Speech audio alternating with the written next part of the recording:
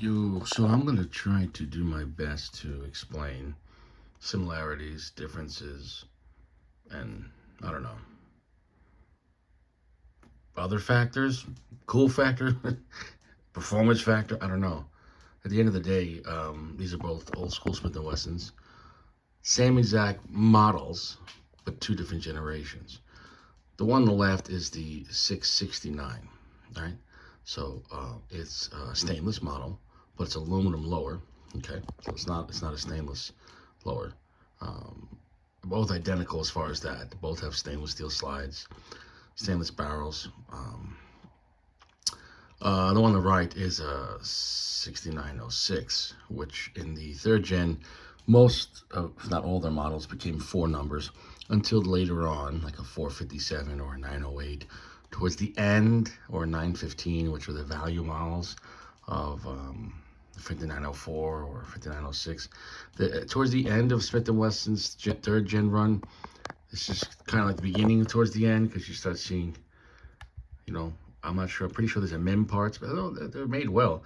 I'd never seen a problem with them. But once you start seeing like the not all stainless parts with the black trigger, and you'll see later the black hammer, and then they start putting basically cutting costs, going from complete stainless steel parts to cutting costs to what was happening in the 90s. People started switching to polymer, but that's another factor though. But in the second gen, which is from the mid 80s to like I think 87, this was made 87, so pretty much this is the end. This is as good as it got for second generation. As good as it got. And I don't know the year production on this, but they take the same mags, 12 rounders. Within the 12 rounders, you see this is a Clinton error, which, whatever. Ridiculous, right? Is what it is. 94 to 04. And then, but they all take the big boy 5906 mags, those are stick out, but you can hold 17 rounds. So, I mean, it's very versatile. People say these are big. They're not big at all. I mean, they're very thin. The width of the actual, if you measured from the safety, that's pretty stupid because that's not going to be in your pants. And I love safety decockers. Great way to do chamber around and then drop the hammer safely. Take it back off. You can operate a light switch. You can operate these. And then your first shot's going to be like a revolver, double action. And but in reality, these are not double action, single action. They're single action, double action. What do I mean? Because if you chamber around, and obviously, and the safety's off, if you chamber around the way you would be firing this thing, it's in single action. This thing wants to be in single action. It only goes in double action if you make it by decocking it, or if you run out of ammo, right? And then you pull the trigger one last time, and then the hammer rests in double action because it didn't fire. It went from single action, and then there was no round. So it wants to be in single action. That's why I refer to more to single action, double action. Because when you chamber around, it's going to be in single action. Unless if you turn it off and then turn it back on, and now it's ready for you in double action. So that's a whole nother factor. So yes, I consider these single action, double action. So obviously when you're carrying these things, you can carry with the hammer down, unless I don't know. I mean, unless it's that kind of, maybe unless you're in Chicago. But so, I mean, just from the surface, we could talk about what we see on, I don't know how to break this down, so I'll make it real simple. What we see on this side, how about that? Well, these both have ambidextrous safety decockers, but depending on certain models, I've seen models where they're only on one side, and I've seen models later on with this on the value side, like a 908, with the safety decocker only on the left side for right-handed. So these are both ambidextrous, which I kind of like. But in the second gen, you see obviously this is put in by a screw, kind of like an afterthought, but it is what it is. If I see these screws loosen up, you bet your sweet ass. Loctite is your friend on that, although I don't know if you want the real permanent Loctite, but it doesn't bother me. I've seen these things loosen up after a couple hundred rounds and a little more Loctite and tighten it up and whatever. It's not like, if you in self-defense, this is going to come off in 15 rounds. And even if it flew off, you got the safety decock on the other side, which is permanent. And also, it's not going to stop the function of the firearm. So in a way, this was just an evolution to get to this, which is the superior design. But this was 1985, 86, 87. It's old school, baby. But so that's from there. Obviously, both have stainless extractors disappears, but on here it is polished. The second gen had more, you could say, features in some ways, but was it necessary features? Well, I guess so for the time. Now, of course, the first third gens did have all stainless triggers and stainless hammers, and I can show you that on my 5906 later. So within, like, second gen is pure second gen. It's a short run second gen, especially like this, but they're pure. Within third gen, there's like first run, especially on the 5906s and a 5904, where they have, you know, this kind of trigger guard on the third gen. And then it went to rounded, both on stainless, blued, and aluminum, obviously. Well, it's both aluminum as well. I don't know what you consider this. On the blued or this stainless option, this is aluminum, so I guess, I don't know if that's a Cerakote or a type of finish, but that's aluminum. I guess anodizing, perhaps. Kind of similar on that. Okay, that's there. Let's look at the trademark. Kind of similar on that. The rays right there, about the same. I'll be honest, I prefer this trigger guard. That's just me, though. The magazine catch, obviously here, you see from that side, this is different. I think they did improve the magazine catch on this side.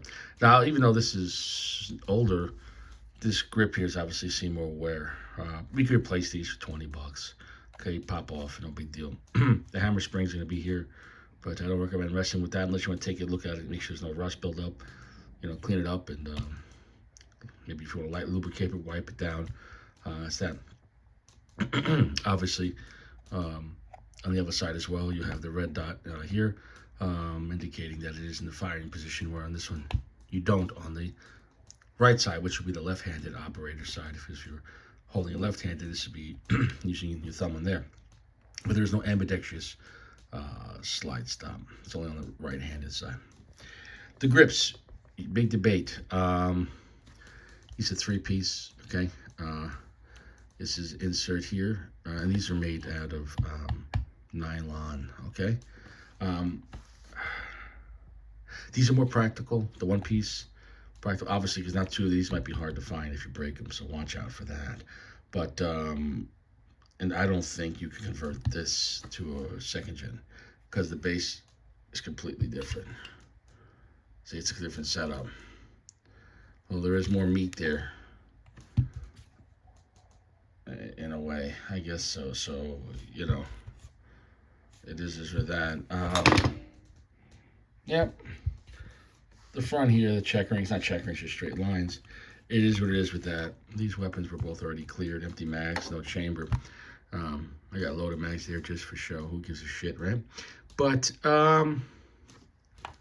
so you can see that. That's a very jet black, RoboCop looking plastic on that. This is actually very grippy. Like, it really bites the hand. So does this, believe it or not. So some people might not like the sharpness of that, but this was ahead of his time. This shit, kudos to them in 1980s, mid 80s to 87. This was really very good texturing. This was much smoother. This was, I don't know, maybe people complain this was too sharp, or I don't know. This was just cheaper. I felt in some ways this was just a simplification. I get that. But this part here I felt was a letdown. Even though it's a classic look, and it is, like, you know, there's no screws. This pops in too. There's no screws on that too. Oh shit. These snap in, and then you put this part, kind of holds. It's the three become one. Sounds like a sexual thing. But yeah, so you can see there too. There's some cost cutting there. This has the 3-dot sights. So this is not a first run of the 6906 on the third gen. We'll get to the other side in a minute. So all in all, there is obviously major similarities, but also every little thing is kind of a little different. The main thing is mags stay the same. Barrels are different though. Now, I haven't tried to swap the barrels out. Being with second and third gen, I'm telling you right now, I don't recommend it. Don't put your second gen slide on your third gen or vice versa. Could you do it? Possibly. I've tried to do before on a previous blued 469 onto 5906, and shit got kind of stuckish. I was like, oof, never do that again. And I got it off, and I was like, I'm sorry, God, won't do it. Now, anything within 3rd gen, I could take this short slide and put this on my 5906, which is a full frame. It'd be like putting a Glock 19 slide on a Glock 17, but etc. But obviously, that wouldn't work on, but obviously the other models. We're not talking about that. What I'm saying is, but that kind of concept where this absolutely I could put on my 5906, because the 5906 the slide is longer, but the slide runs past the frame. So how do I feel about them? These are great carry guns. They're great guns, shooting guns, period. And the steel options, like on a 5906 or etc., or if you had the same model with a steel lower, yes, they have more heft and maybe more command, maybe more value, maybe they hold more value, maybe perhaps, I don't know. And definitely they're more durable. But aluminum frame guns are very durable. I would recommend run the rails wet though. Keep those rails lubricated, especially if you're using high volume shooting, but keep those rails wet, and clean them and proper maintenance. But these things, I mean, this is 1987, man. This is old. Aging pretty well, man. It's almost as old as me. I'll find the date on this. I'm guessing mid-90s, and I could be wrong on that.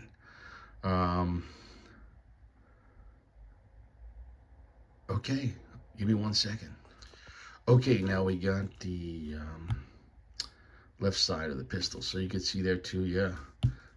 These things snap in, and they're held in with that right here. Where this is a one-piece design wraparound. You can see the magazine catch, similar, but this does operate, I think, a little better. This part here, could it walk out? I don't know. I haven't seen that as an issue, but clearly, inspiration to the 3rd gen. That was kind of similarly carried along. The slides, serrations feels very similar. Although the depth of this is longer. They decided to make this step out more on the 3rd gen than when you go to the 2nd gen, the original. Now, this is more cleaner. In a sense, I guess it sticks out less. So it depends what you want to do. But this sticks out more. Easier to grab. Could you swap them out? I don't know. My guess is probably yes. But I'd be careful about swapping parts from 2nd to 3rd gen just in case there's an issue. Or as you clean the guns, you're like, oh, I keep these separated, because you want to keep everything with what? 2nd gen with 2nd and 3rd gen, the original intention. That's my opinion on that. Clearly the roll marking here, a little deeper. And back then they had, in the 80s, this here with the Marcus Registratus, Mark T here. And I asked Smith & Wesson about that, and they couldn't give me a reason why it's Mark T. No T marking here.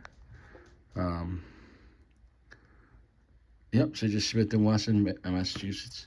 There with that. So clearly you can see that. So there's the rounded. Let me know which one you like better, rounded or square. That's pretty much it on this side. Obviously the sights are different. I think the sights on the 3rd gen, more modern. This makes more sense. Well, these are very clean, and but this obviously is pulled more to the rear to operate, getting usage of the whole distance. Well, this wasn't. Hey, here's what it is. Clearly later on they thought this was a better system. I mean, this looks more classic, and it's a classier looking gun. I wish this one had all the stainless steel parts, but then again too, it is what it is. I think we're going to take the slides off and take it from there. Yeah. Okay, so we got these things disassembled, which we're not going to show a disassembly or reassembly due to their nonsense. Well, okay, first off bat, the guide rod springs both stainless, and I couldn't really see a major difference on this. This is 3rd gen here. Well, there you go. Got to keep them separated.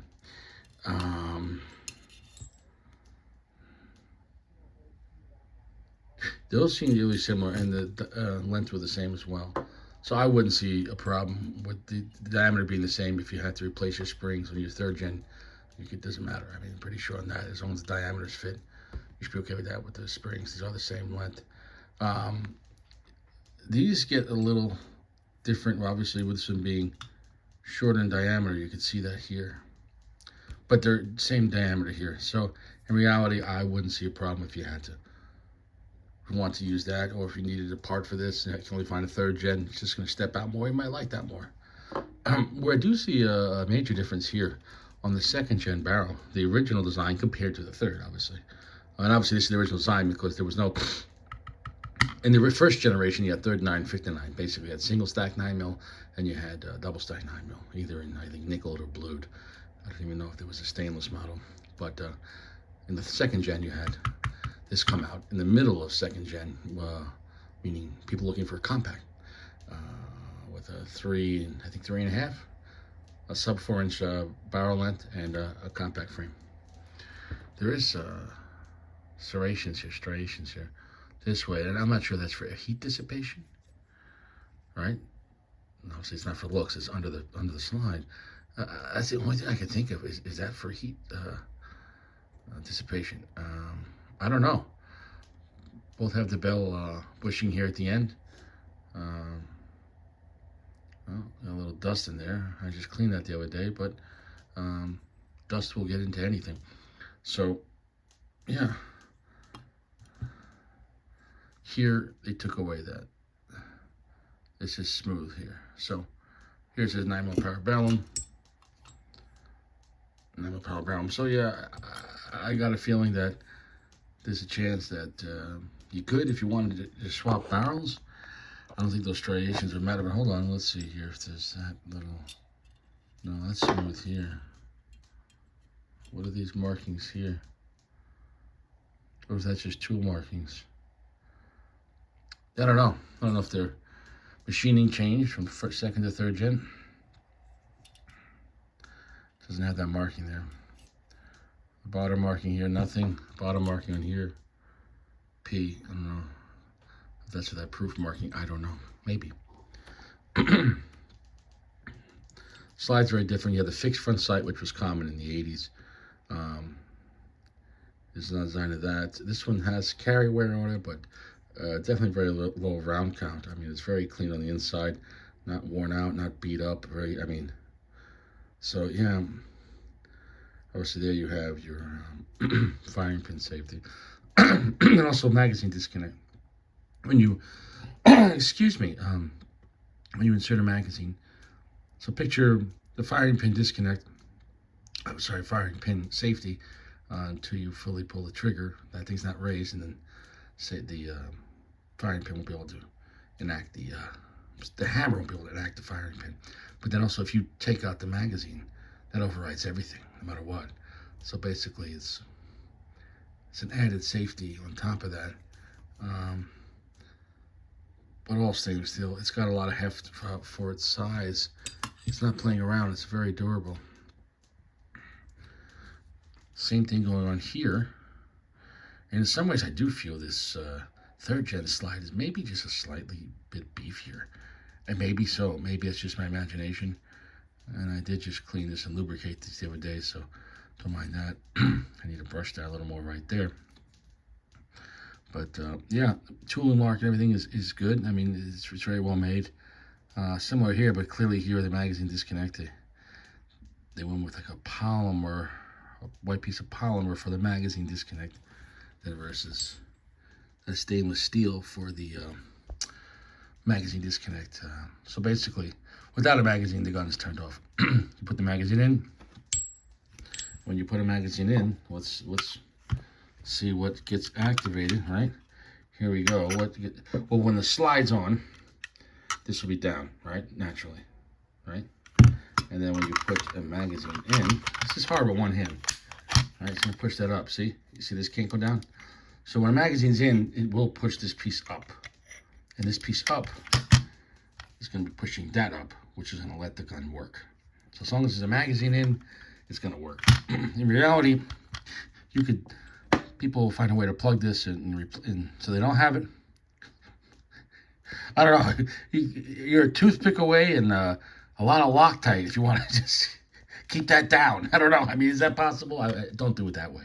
Don't. But I mean, if you want to get rid of your magazine disconnect, you could keep it stuffed up if you want to glue it. Don't do that. That was just a joke. But I mean, shit, that might actually work somewhere. Anyways, let's get down to the frame. Let's go from second to third because this is the original this is the original American compact 9mm and double stack. This was ahead of its time. There was no Glock 19 back then. Obviously, you see a little wear right here. When the aluminum frame, oh, look at that. No, it's just a little grease from cleaning. Take that back. Take that back. Yeah, so I did clean this. I used Slip 2000 for lubrication, but it's such a tight fit that even though it clean, I didn't apply that much Slip 2000. I just cycle it. The lubrication, watch out with these guns. You have to use a couple of drops of oil in the right spots on the sides and on the rails. Definitely keep those wet. But then after you cycle it, after you clean it, reassemble it, it's going to leak back here. It's going to leak back there, I promise you, because it's such a tight fit. So you're not going to go crazy. Even right here, you have rails in the front, which is slide right. So this whole thing is pretty much, it's riding in traction here. When you reassemble this, make sure the hammer is down.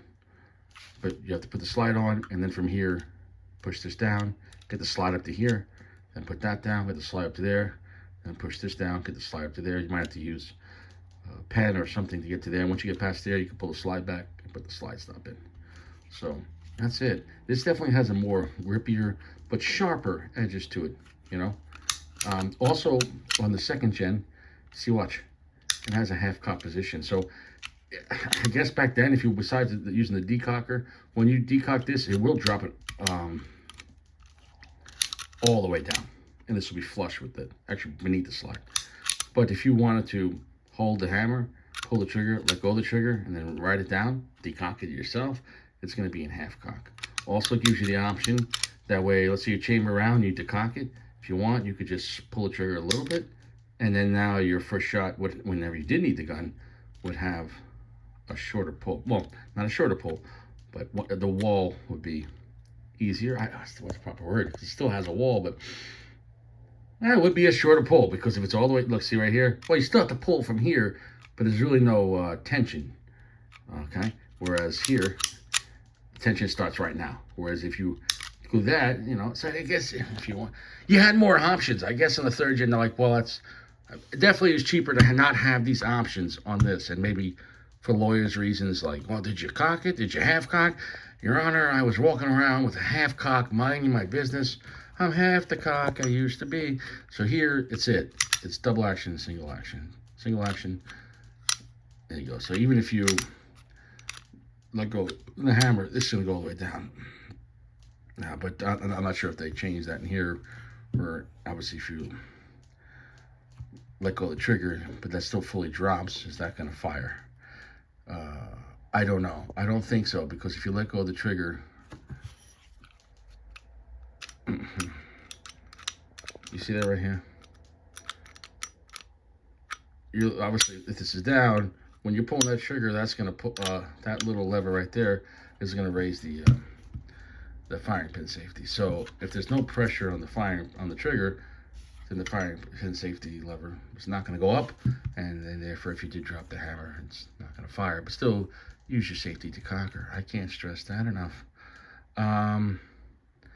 Yeah, as far as the internals, it's not massively different, but there's enough. I mean, the trigger and the way the trigger bar is similar to a 1911 in some aspects. Basically, when they made the first gen of this, the Model 39, is basically they're looking to make a 9mm version of a double action, single action version of the 1911, and then you could look that up. And then obviously they made a double stack. They wanted something lighter, and they used 9mm. And then the Model 59 came out and was very popular. Basically, if you look at it, there's many, and a button that has many aspects. The way this locks in, right, it has similarities to the 1911 and the original Model 39 and 59. I don't know about the 59, definitely on the 39. But maybe on the 59 too. Yes, on the 59 too, because I had a Model 659, second gen, that had a bushing, on an early one. I had a bushing. Pretty sure on that. Am I sure on that? I'm pretty sure on that. Yeah, the bushing, you see, on this, because this is not an early second gen model, the bushing is internal. Okay, if you know what I mean, like on the first gen and in early parts of second gen, um, this bushing would come out like in 1911. So yeah, I can't stress it enough. After reading that, it makes sense that the original models, the intention of this was to have a double action, single action, so you could decock it safety, carry with the hammer down, hold more rounds with 9mm, then go to double stack, but not lose. Because in single action, dude, I can't stress it enough.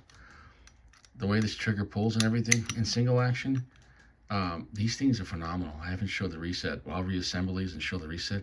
The resets on these things, the stock triggers for double action, single action, these have the best resets from the factory, period.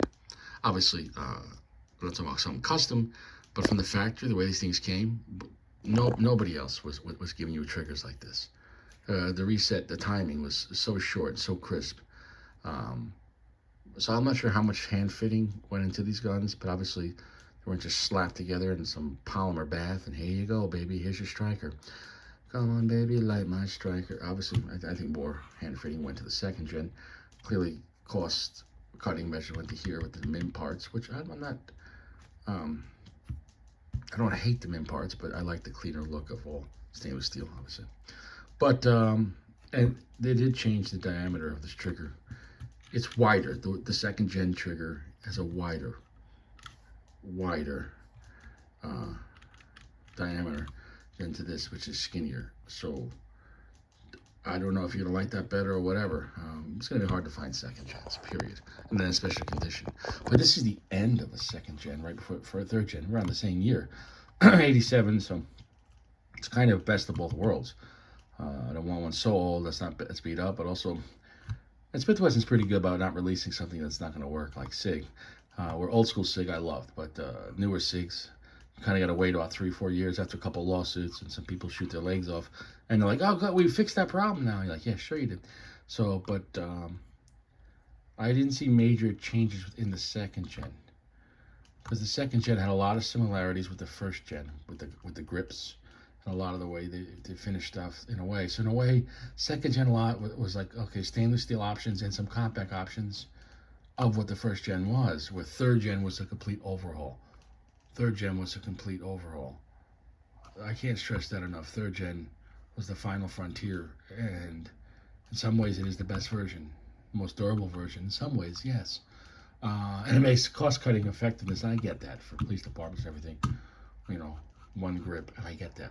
But one grip to rule them all. But the second gens were fancy, because the first gens were pretty fancy too, and the second gens you added in a lot of stainless steel models. So it is what it is. Second gen, third gen, same gun, but obviously they added a 0, because 0 went on the 6906 standard model, as opposed to if you had something that was double action only. I don't think there was a single action only model on this. And then you could have, you know, stainless with a blue lower if you wanted, or you could take your 469, not a 6904, and swap out stuff. If you had a 469 here and a 669, yes, they're both second gen. But don't fuck around with this. Don't fuck around with that. Don't cross the streams. I'm telling you, some of the internal dimensions are different, and you might think you could do it, and if you could do it, I wouldn't recommend it. I wouldn't, even Smith, I asked them about that and they said they don't recommend it. So yeah, certain parts like this and like the guide rod springs, I don't think it's a major problem, but with the frames, I think there is some differences. I think, and I'm not confirming that, but even like I said, even when you see the dimensions of that, you wouldn't want your guns to be damaged. So I guess I'm gonna put these back together. And what else could I have showed you? Oh, the reset. Yeah. Well, I hope this is a good time. Just showing the similarities and things that are different. If I had to choose this one to be here, the 469, because you're just not gonna find this, and in that condition, you're just not gonna. 469. I'm sorry, 669. Plus 69 is 669. But And this looks like, you know, this came with like the original mag. I guess before they went to the stainless steel mags, so, which is kind of cool. That is an older mag, but the mag is in fantastic condition. This one here, I traded something to get this um, in South Florida, and they had a bunch of them there, and it was one owner, the original owner. He just got old, he couldn't shoot no more, and he brought him in. So I didn't want to even say what I traded to get this, but I got this for song and a dance, trading in some stuff, because some stores, they know what they are, or they give a shit, and you're gonna pay a good amount of money, or you get people that know what it is or collecting. And the other places, it's just like whatever. They lowball the guy trading it, and the guy coming in, they're just looking to make $150 per gun. Don't give a shit. So I've seen these things from $350 to like $600, depending on the condition, and obviously it could go more depending on if it's in the box with all the original stuff and never fired. So, I mean, dude, I would take this over a Glock, an XD, M&P, um, Taurus. Are you kidding me? Or a Sig 365 for carry all day. Like, not even wrong. Like, and some of those things, obviously, like Glock and everything, fantastic firearms. But you go out and shoot these things. The only thing is clean and lubricate them. You know, I don't know, every three to 500 rounds. I mean, wipe it down and, you know, clean out the rails and relubricate and go and sin no more. These things shoot phenomenal. These will make you a better shooter. I can't stress enough. And you're gonna enjoy the hell out of shooting these things. You really are. You really are. Um, um, I think this one's been more the carry one, because this one's a little more, actually more wear, and this one's more special.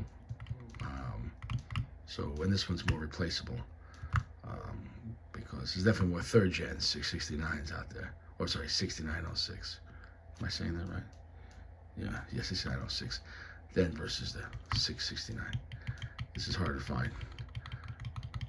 I think that's actually the first time when I traded for this, seeing a 669. Because back in the day I had a 469, but unfortunately I traded that back to a store to get something else. So what's great is, like I said, all the mag compatibility. You can go up. These are great shooting guns. Second, third gen Smiths and 9mm are phenomenal. Keep them lubed. They're gonna work, or greased, whatever you want to use. Now this weapon's already been cleared, and because I have to hold the phone, so it's already been cleared. I already pulled the trigger, and then I recycled it with, you know, my one hand, obviously without the phone in it. And so now, the moment I let go of this trigger, it would reset. So I just wanted to show you how short the reset is on this second gen 669. Here we go. Well, see, I already passed it.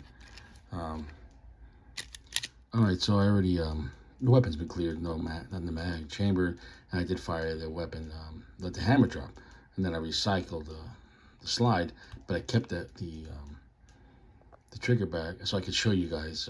It's hard. If I had a thing holding the phone, I could have used two hands, but, so anyways, you're gonna see how short the reset is, and it's short. Here we go. See, I already let it go too much. I could pull it back. I mean, let's do it again. Let's do it again.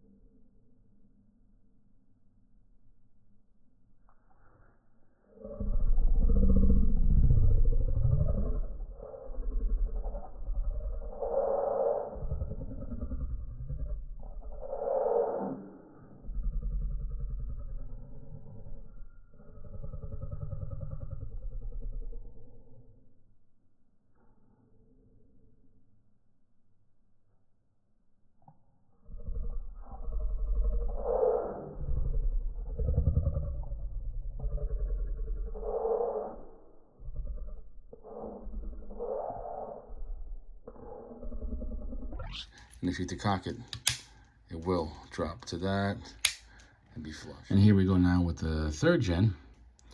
It's the same thing, clear chamber, clear magazine. Oh, so that's it. That's the end of the show here. Comparison 2nd to 3rd gen. Now, why is the 2nd gen here? 2nd to 3rd gen, same exact models.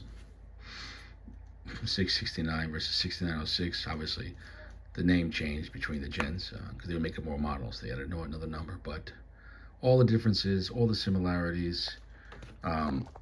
Both shoot phenomenal, these kind of firearms. Yeah, it is what it is. Can't stress that enough.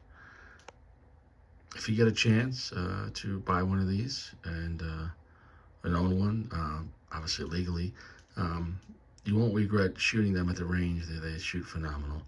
But keep them clean and lubricated. I can't stress that enough, especially the rails. And check out your mags. You know, make sure they're not worn to shit. But you could replace the springs very cheaply. These came with a bunch of mags and weren't even used, so luck down on that. See you guys around. Stay fresh, and hope you enjoyed the differences on. Yeah, no red dot on the 2nd gen at all. So it is what it is. Maybe this is because of lawyers. I don't know. See you around. Cheers.